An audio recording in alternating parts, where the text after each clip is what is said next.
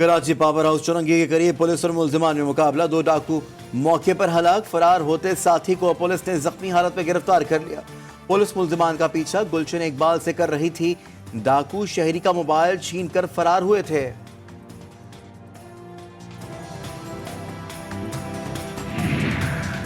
छोटी ईद पर बड़ी खुशियां। वजारत दाखिला ने ईद उल फितर की छुट्टियों का ऐलान कर दिया। नोटिफिकेशन के मुताबिक 22 से 27 मई तक ईद की छुट्टियां होंगी। छुट्टियों के दौरान बुनियादी जरूरियात के अलावा दीगर दुकानें बंद रहेंगी।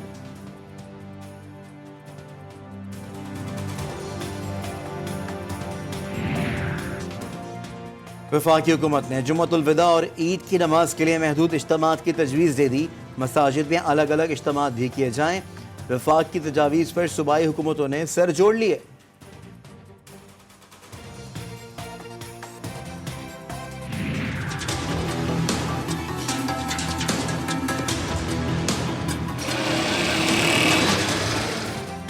पंजाब और खैबर पख्तूनख्वा में पब्लिक ट्रांसपोर्ट खोलने का ऐलान। सिंध में पब्लिक ट्रांसपोर्ट नहीं खुलेगी। सूबाई वजीर उवैस कादिर शाह का ऐलान। ट्रांसपोर्टर्स के लिए बड़ा पैकेज दे दिया। बसों, रिक्शों, टैक्सी, मालबरदार गाड़ियों को टैक्स फीस में रियायत दी जाएगी। ट्रांसपोर्टर्स के लिए आर्जी बुनियादों पर जुर्मानों में 50% कमी की सिफारिश भी की जाएगी। वजीर आला सिंध को सबरी इरसाल।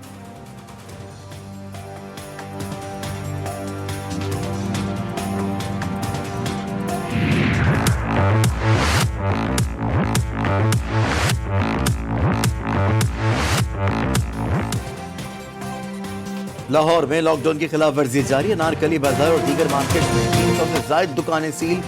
ताजरों ने स्टॉल पर शहरियों के रश का जिम्मेदार पुलिस को करार दे दिया।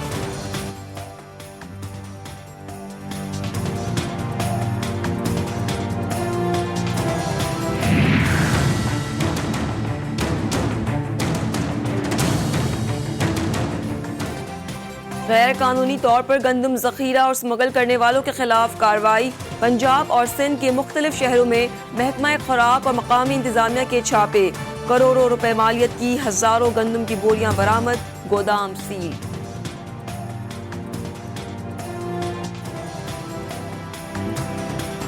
इन फरिश्तों को ये अपनी चंद भैंसों का दूध और कीमती और नायाब दूध करोड़ों में फरोख्त करते थे, वो फरिश्ते मंजर आम पर आ चुके हैं। इस बेचारे मसरूर अनवर को, जो शायद 25-30 हज़ार का मुलाजिम है आपकी कंपनी के अंदर, ये मसरूर अनवर साहब हैं, इस वक्त नैब की हिरासत में है। शायद इनके मुख्तलिफ रिमांड्स भी हो चुके हैं, ये अपनी स्टेटमेंट भी दे चुके हैं।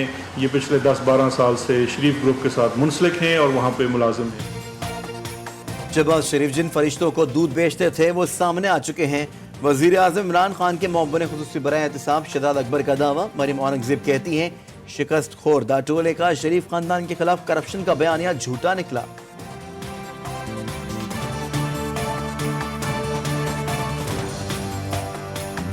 नैब की जो पिछली पेशी थी शहबाज शरीफ साहब की, उसके बाद उस पेशी के जो भी मुदलजात थे उनको सियाको सबाक से हटके और उनको तोड़ के पेश करके और एक भैंसों की झूठी कहानी घड़ ली गई।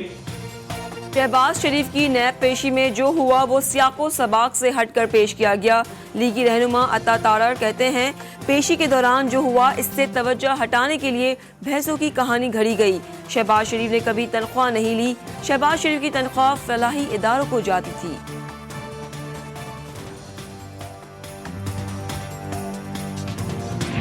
सबसे पहले तो वो लोग जिन्होंने इजलास बुलाया था, यानी कि leader of the opposition Shahbaz शरीफ,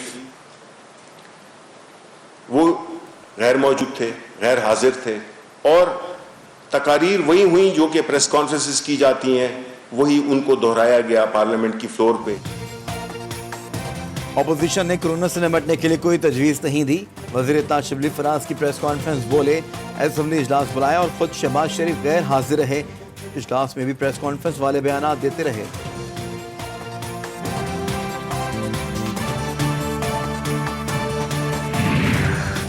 नैब अफसरान करप्शन के खात्मे को कौमी खिदमत समझते हैं। Chairman NAB justice retired Javed Iqbal कहते हैं पाकिस्तान को करप्शन फ्री बनाना है।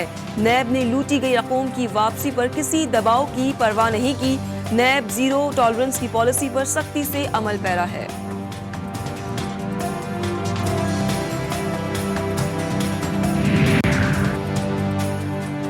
सऊदी अरब में फंसे पाकिस्तानियों को लेकर पीआईए की खुसूसी परवाज 250 मुसाफिरों को लेकर जद्दा से कराची पहुंच गई। एयरपोर्ट पहुंचने पर तमाम मुसाफिरों की स्क्रीनिंग और तिब्बी मुआयना, टेस्ट किए जाने के बाद मुसाफिर होटल्स को रवाना।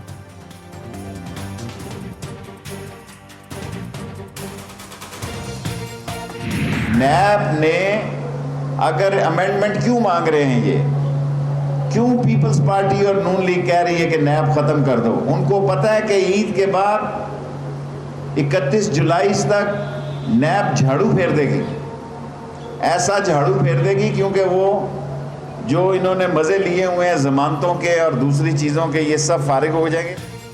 वजीर रेलवे ने ट्रेनें चलाने के लिए वजीर आजम से इजाजत मांग ली। कहा, सिंध हुकूमत गरीबों की सवारी की राह में रुकावट बनी हुई है। ईद के बाद 31 जुलाई तक नैब झाड़ू फेरेगा, चोरों और लुटेरों को खींच कर रखना होगा।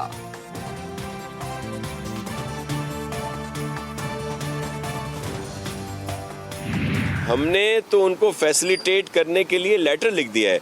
हमें नाम पर एतराज अब भी है, लेकिन चीफ सेक्रेटरी सिंध ने तमाम डिप्टी कमिश्नर साहिबान को ये लेटर लिख दिया कि इनको फैसिलिटेट किया जाए, तो आए अपना काम करें। कोरोना वायरस वफाकी हुकूमत की गफलत से फैला।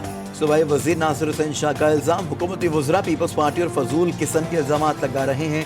टाइगर फोर्स के नाम पर एतराज उठा दिया।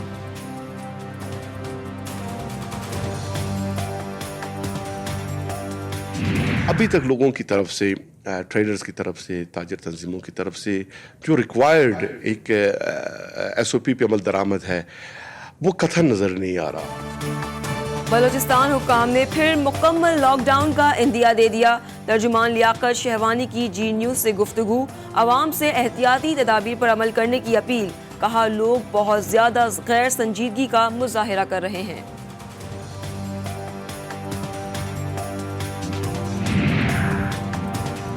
सिंध हुकूमत ने नए माली साल का बजट बनाने के लिए बैठक लगा ली। इस बार नई हिकमत अमली बनाना होगी, महसूलात बढ़ाने के नए जराए तलाश करना होंगे, अवाम को सहूलत देने के इकदाम करना होंगे। वज़ीर आला सिंध के इजलास में बातचीत।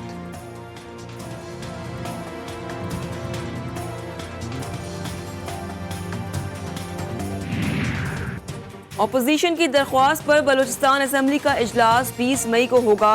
एहतियाती तदाबीर लाजमी करार, अमले के अफराद अंदर नहीं आ सकेंगे। दस्ताने और जरासीम कुछ सियाल का इस्तेमाल जरूरी होगा।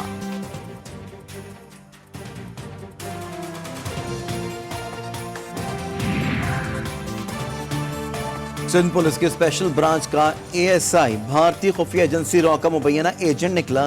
टारगेट किलिंग में मुलव्वस मुसफ़िर नकवी गिरफ्तार। MQM लंदन से ताल्लुक रखने वाले मुलजिम ने भारत से तरबियत ली। FIA का मौक़िफ़।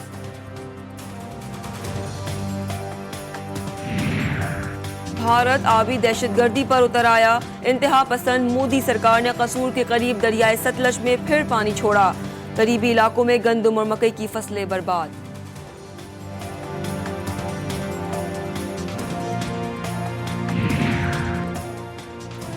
पाकिस्तान का भारतीय आर्मी चीफ के बयानात का नोटिस। तर्जुमान दफ्तर खारजा कहते हैं, भारतीय आर्मी चीफ सिर्फ इल्जामात लगाकर धमकियां दे रहे हैं। आलमी बरादरी भारतीय मजालिम का नोटिस लेकर उसे अमन की जानिब बढ़ने पर मजबूर करे।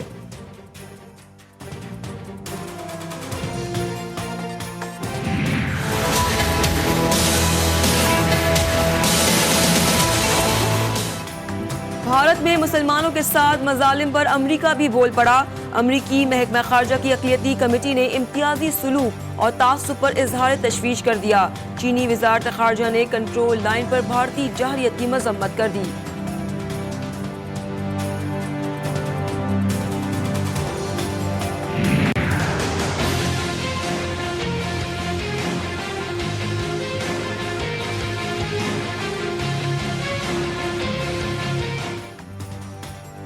मुल्क में कोरोना के मरीजों की तादाद 38,000 से भी आगे निकल गई। मौलिक वायरस से जाँ भाग अफराद की तादाद 834 हो गई।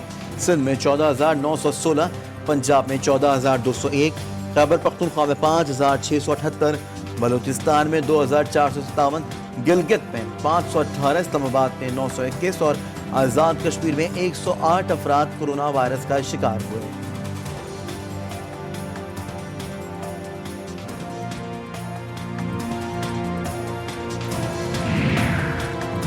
कोरोना की वबा ने दुनिया भर में 3,10,000 से जायद जानें निगल ली। 46 लाख से ज्यादा अफराद मुतासिर। बरतानिया में 34,000, इटली में 31,000 और फ्रांस में 27,500 अफराद चल बसे। ईरान में अमवात 7,000 के करीब हो गई।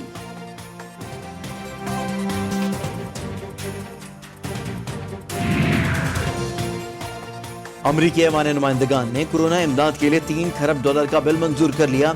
अमरीकी सदर डोनाल्ड ट्रंप ने भी आलमी इदारे सेहत की फंडिंग बहाल करने का ऐलान कर दिया।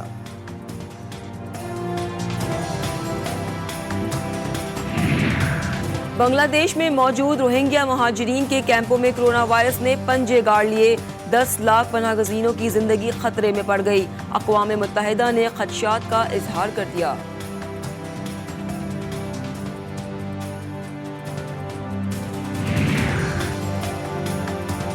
इसराइल मगरबी किनारे के इलाके में यहूदी आबादकारों की तोसी से बाज रहे, वरना खतरनाक नताइज बरामद होंगे। उर्दन के बादशाह अब्दुल्ला दोमसिहो ने रियासत को खबरदार कर दिया। यूरोपीय ममालिक जर्मनी, ऑस्ट्रेलिया, स्विट्जरलैंड और फ्रांस के दरमियान मुआहदा। तमाम ममालिक का अपनी सरहदों पर नकलो हरकत की पाबंदी में नरमी का फैसला। चारों ममालिक के शहरी अपने खानदान के दीगर अफराद से मिलने या कारोबारी सिलसिले में एक मुल्क से दूसरे मुल्क आ जा सकेंगे। फैसले का इतलाक आज से होगा।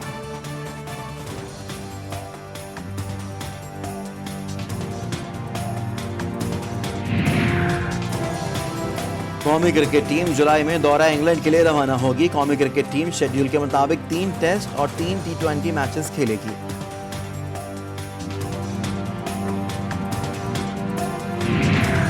और होटलों में समाजी फासला कैसे बरकरार रखा जाए, अमेरिका में होटल ने मुजस्मों का सहारा ले लिया।